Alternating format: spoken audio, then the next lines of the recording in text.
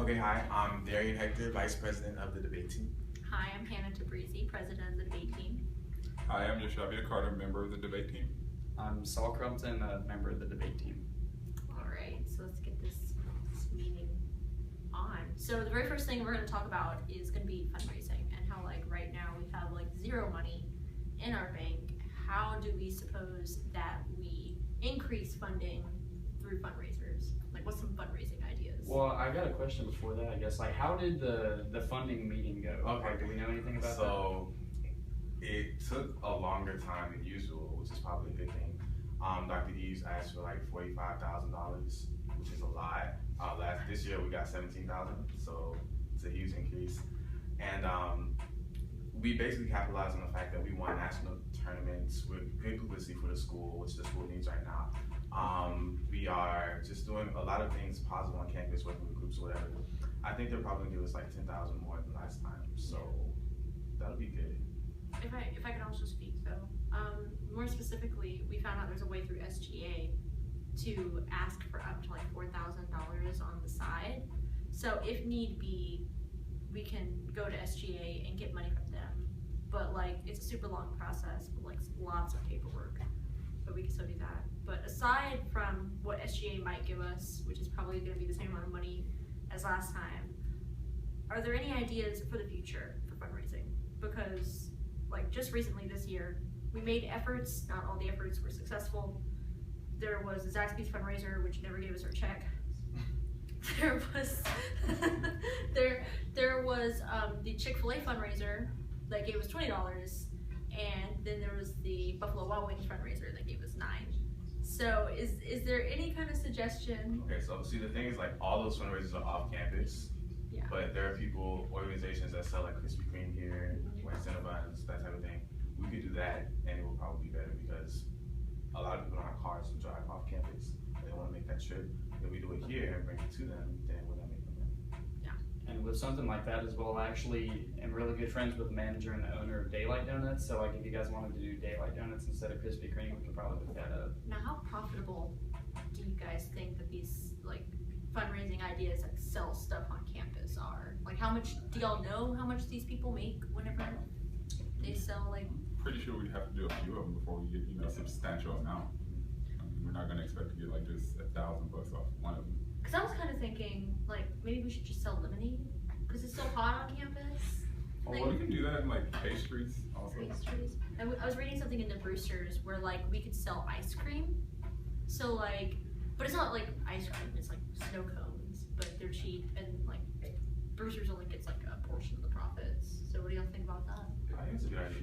Also, there could be car washes. There could be. There's a lot that we could do. That doesn't make any food. Yeah, because going through corporate seems to not be that profitable for us after all. So I guess next would be recruitment. Our team's obviously going to get smaller. We have 3 seniors going away. And on top of that, some of our more varsity members are going to be seniors next semester, so they'll be gone pretty soon. Are there any suggestions as to how we should go about recruitment? We gotta interact more on campus. Well, you would think that, but every time we do interact on campus, we'll post when our meetings are on the Trisha Taylor board. We'll do little debates to gather a crowd. We'll go to the happening. We do visitation. We do all other kinds of events, and yet people are still we have a debate team. They'll just walk into the room and they'll be whoa, what is this place? I think it's because we do all those things, but they're all self-contained. If you host a debate, you're hosting a debate with debate people, and there's a crowd that's watching. That's not an active role that they have. Other orgs are collaborating. Actually, it would be the debate team and I don't know, NAACP or somebody collaborating with each other, or LASA, So you have to actually work with people rather than having sit and watch you. That's not really interactive. Well, there are 2 events that are already planned for next semester, and one was the one that we had previously with SGA and all the other fraternities and sororities on campus. They want to have another one of those events where we just do active IPA format debate. And then there's going to be an event with the German club, because apparently international funding for students is getting cut back. So they want to talk about the pros and cons, what's the pros of saving the money from these international student study groups versus like all the drawbacks that come with it. And that's a great way to get like with other people. So are there any organizations that you guys know of particularly? Well, I mean, I know going on with like the international student thing, we had sort of tried to talk about partnering with like the Department for International Students and trying to, because you know they normally they're trying to get them active in events on campus, and so like this could be a group that international students could like come into and like you know maybe find something they really like. So I guess like have we had any contact with the coordinator of that like department or anything like that? No, we have not. But with hopefully with the German club, we can get some kind of. There's also a pre-law fraternity on campus, and I know a lot of them like would love to debate, you know, just to put on their resume as well. We can talk to them, maybe, you know, do some. Well, now that we're offering IEs, maybe it'd also be a great idea to go to like the drama Right. folk that are out there. Like, is it department? Is it drama department? Is it like the arts Fine performance? arts. Theater So, department? I think so. You think so? I feel really Fine. stupid now, but I I think think it it's is. fine. But yeah, we should definitely go to the theater department because like debate is like half performance, half information and how you present it, and then the IEs like that's all performance. I think that like the freshman learning communities that are on campus, why can't we get with one and coordinate something there? Because then we won't run into the problem of all like half our members have graduated. All right. Do you think you can maybe like hold on to that idea and see if there are any ways to like coordinate with those individuals? Yeah. Okay. I know I was in emerging leaders my freshman year. Yeah, emerging communities. Well, and I guess like we could tie it together with, because you know the SGA they normally like to try and get money for hosting events for like everyone on campus. If we did something like for a FLC group or just for freshmen, like that'd be a really good way. That's a good way to try and get people to come here because it's getting our name out there. We're actually working with these people, and it's not just something that's like debate centered. It's like them centered. Mm-hmm. So I think they'd be more likely to actually like learn stuff about us, I guess. Is there anyone else with any input before we move on to our next topic? No? Alright, so our very final topic is going to be retention once people do join debate. Because there's a lot of people, they get on the team, they come to practices all throughout the first semester, and then like they kind of just die off come the second semester. And they stop coming, and either they stop coming for good, or they'll salt and pepper their way. They'll sometimes be here, they'll sometimes will. Are there any ideas for new members, new upcoming members, and how we can keep those members? I feel that we should do a lot of more things outside of like the formal practice setting. I mean, that was one of the things that kind of made me say, I know like within the first 3 weeks of being here, we went to Cheddar's, we're actually like hanging outside of practice, and I got to know you guys as people and not just, oh, it's the debate team, it's forming, it's so serious, you know, you actually like get to hang out and get to know the people, you connect with them more, and then, you know, you kind of feel a little bit more inclusive because you're not just, you know, it's kind of like a classroom setting, so to speak. And then when you hang out with people outside of class, you get to know them a little bit, you interact a little bit more, you get to see a different side of them, so it kind of makes you feel a little bit more included in the group, and it keeps you coming back because these people become your friends, they become people you enjoy hanging out with.